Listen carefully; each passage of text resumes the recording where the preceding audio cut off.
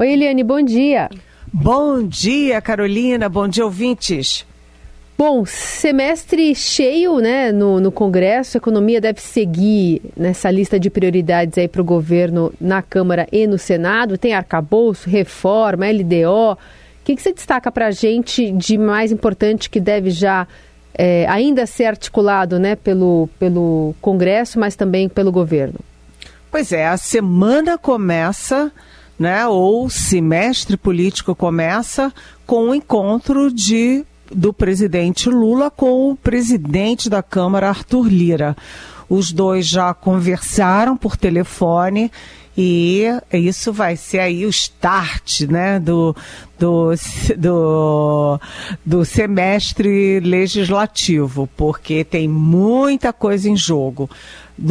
Na Câmara dos Deputados vai ter aí a última rodada da âncora fiscal. A âncora fiscal foi aprovada na Câmara com mudanças em relação ao texto original que veio do governo, depois foi mandada para o Senado tirou as mudanças da Câmara, retomou o texto original do governo e aí volta o projeto para a Câmara de novo.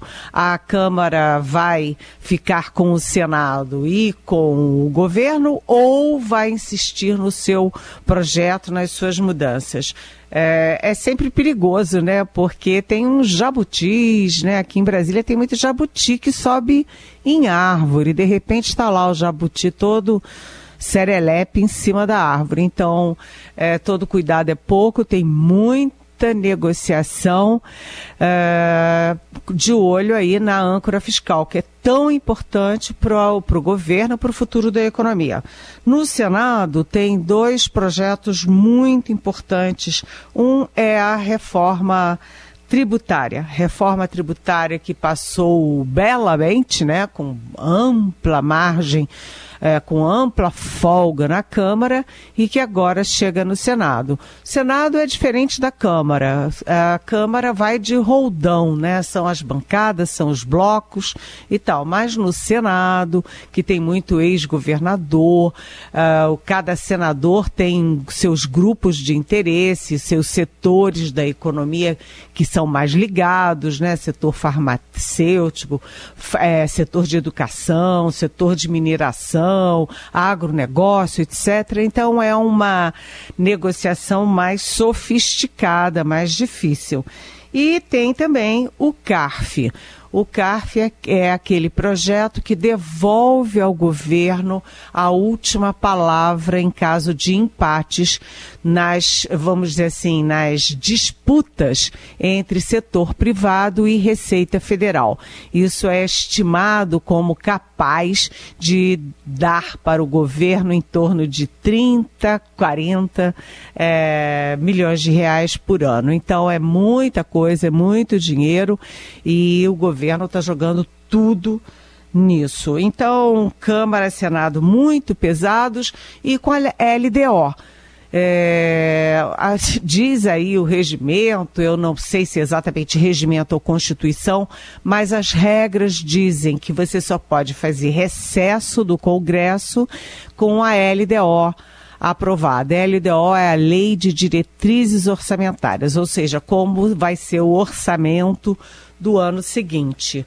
Mas a LDO não foi aprovada e o Congresso tirou um recesso informal. Foram 3 semanas que não tiveram o nome de recesso, mas foi uma saidinha, digamos assim, e agora eles têm que retomar a LDO, que é sempre uma disputa enorme, e a gente tem também a discussão do orçamento secreto, né, da imposição das emendas parlamentares.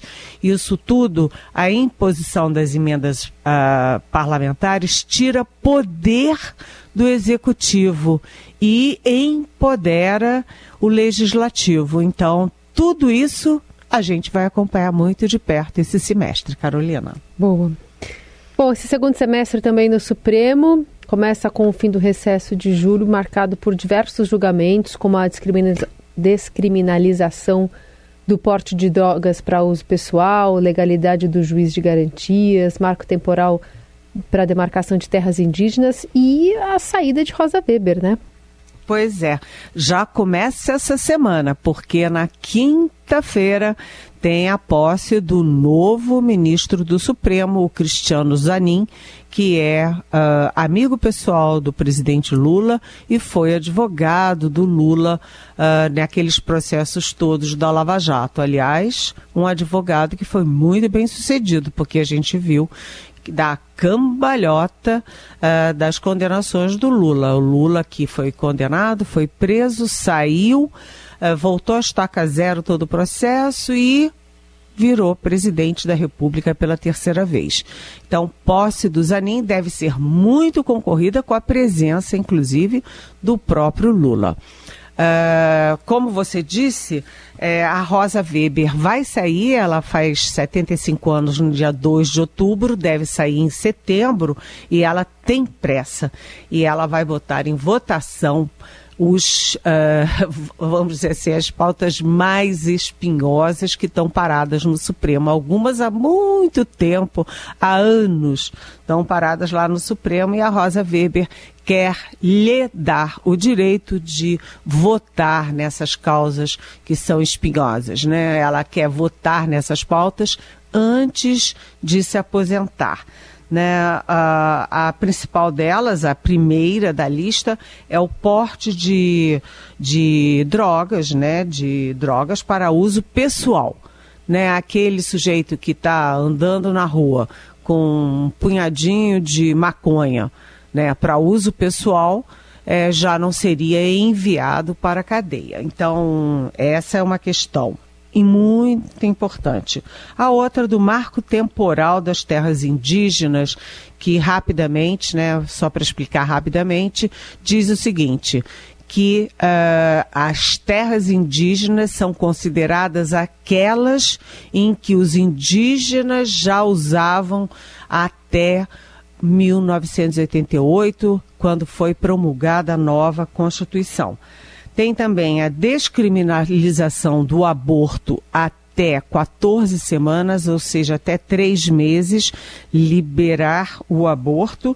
E também tem uma questão complicada das prisões e os direitos humanos. As prisões que são consideradas assim medievais no Brasil. E por último, só para concluir, juiz de garantia. Juiz de garantia é quando você há uma tentativa de instituir 2 juízes para cada processo. Um juiz que cuida vamos dizer assim, da investigação, da consolidação da pauta e o outro que cuida do julgamento. Ou seja, na verdade, um juiz acaba julgando também o trabalho do outro. Então, STF muito movimentado, vai nos dar muito trabalho, viu, Carolina? Vamos acompanhar tudo aqui de pertinho. Seguimos com a Eliane Cantanhede de Brasília conversando conosco, falava há pouco sobre os desafios, as pautas, né, para esse judiciário no segundo semestre. Uma das atribuições do presidente também para esses próximos meses, Eliane, é a recondução ou não de Augusto Aras, né, para o cargo de Procurador-Geral da República.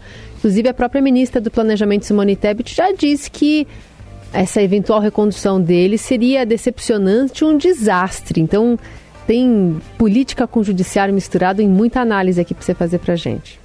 Pois é, o presidente Lula, que anda com muitas dores no quadril, né, e que vai ter que fazer uma cirurgia. Os médicos estão tentando adiar para outubro, mas olha, semana passada o Lula teve que ficar em casa, teve que fazer um procedimento, uma infiltração, aliás, 2, porque ele anda com muita dor e isso, enfim, dor é sempre irritante e tira a gente do sério, né?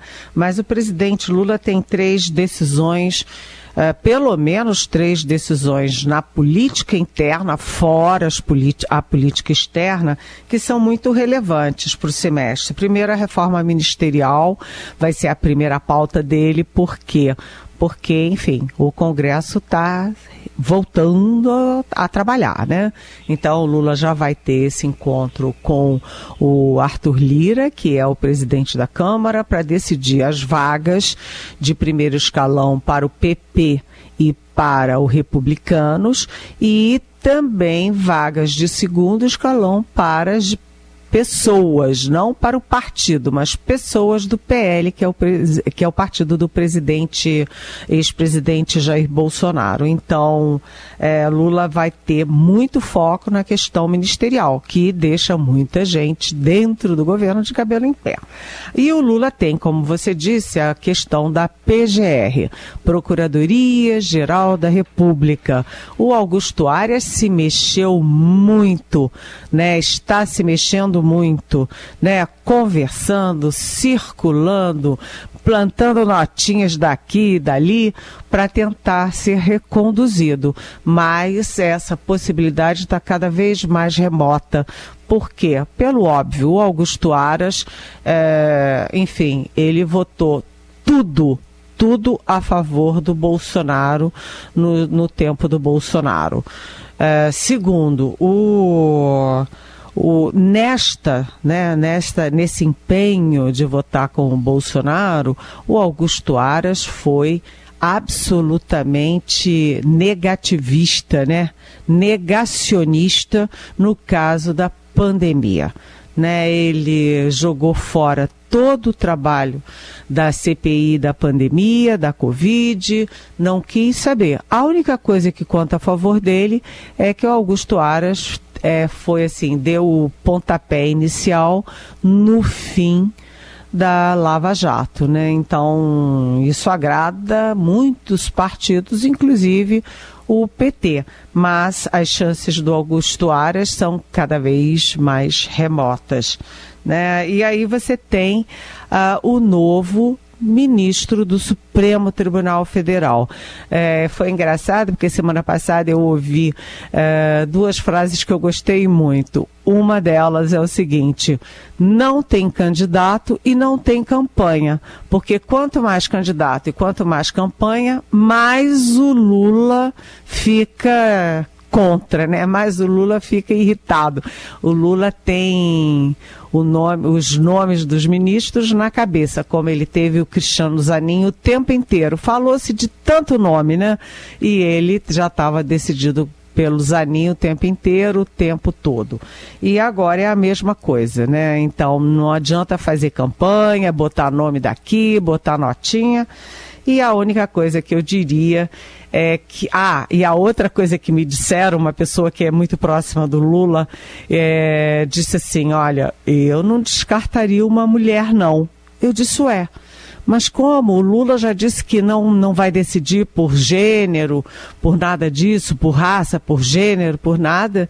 E aí a pessoa deu um risinho e disse assim: mas espera até a Janja sussurrar no ouvido dele. E a Janja provavelmente vai defender que o novo ministro do Supremo seja uma mulher, até porque são 11 vagas no Supremo, hoje tem 2, a Rosa Weber e a Carmen Lúcia. Saindo a Rosa Weber, a Carmen Lúcia vai ficar sozinha, a única mulher do Supremo. Então, para encerrar, é possível que ou a PGR ou o Supremo, o Lula indique uma mulher, ou para a PGR ou para o Supremo. Agora, a minha coluna de ontem é dizendo o seguinte: assim como o Augusto Aras está improvável para ser reconduzido para a PGR, eu descartaria o Flávio Dino, ministro da Justiça, para o Supremo. Por quê? Porque o Flávio Dino é considerado, ele e o Fernando Haddad são considerados os ministros mais atuantes, mais ativos, mais eloquentes do governo. Portanto, o Lula tirar o Flávio Dino no momento em que você tem o fim, aí o desfecho do caso Marielle, tem a questão do russo espião, Tem a discussão sobre a Cracolândia com o prefeito de São Paulo. Tem a questão, o pacote das armas no Congresso e vai por aí afora, a questão do Yanomami, né? E do garimpo nas terras Yanomami. Acho muito improvável, minhas fontes acham muito improvável que o Lula tire o Flávio Dino da Justiça para botar no Supremo. O que ele ganharia com isso? Nada, nem o Dino. Bom, Eliane, a gente falou semana passada sobre a indicação de Márcio Postman para o comando do IBGE, né, por parte dessa ala mais à esquerda, né, do PT. E a gente tem repercussões ainda, né, sobre essa indicação para essa semana? Sim, essa semana tem um fato super importante, que é a decisão do Copom sobre a taxa de juros. E aí a aposta geral, a pule de 10, é que o Banco Central, o Copom, enfim, vai baixar a taxa de juros. A questão é saber em 0,25 ou em 0,50, meio ponto percentual. A questão é essa, porque o governo joga todas as fichas em ser meio ponto percentual. Tanto que o Fernando Haddad, ministro da Fazenda, já disse, olha, o Roberto Campos Neto tem mais 12 meses na presidência do Banco Central e é a chance dele baixar os juros meio ponto percentual a cada reunião do Copom, né, e chegar a 5% de taxa de juros. Acho também muito difícil, mas, enfim. E aí, nesse momento de abaixar os juros, né, de dar uma satisfação aí à opinião pública, ao setor produtivo, ao governo, baixando os juros, criando mais possibilidades de crescimento, é exatamente quando o Lula impõe o Márcio Postman para o IBGE. Isso continua, como você disse, Carolina, repercutindo muito. Continua repercutindo porque foi só o Márcio Postman para o IBGE ou isso é o início de uma ocupação de espaços pelo PT na economia e pelo PT desenvolvimentista que vem como o Márcio Postman. O Postman foi contra o PIX, é contra a reforma tributária, reforma previdenciária, reforma administrativa, ou seja, o Postman tem uma visão antiquada, estatizante da economia. Será que é o único que o PT vai impor ao governo? Não se sabe. Além disso, essa nomeação dele foi encarada não apenas como uma estocada contra Simone Tebet, que é a ministra do Planejamento, e o IBGE fica sob o guarda-chuva da Simone Tebet do Planejamento.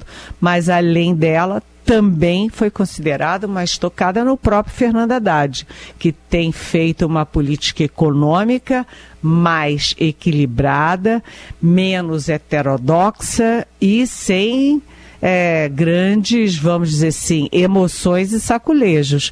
Ele está com muita abertura no mercado, muita abertura no Congresso, muita abertura na mídia, e aí se vem o Lula botando Postman no IBGE, botando Guido Mantega na Vale, aí começa a complicar, porque é o PT criando dificuldades para o Fernando Haddad, para Simone Tebet, com o aval do presidente Lula. Então, é complicado, viu, Carolina?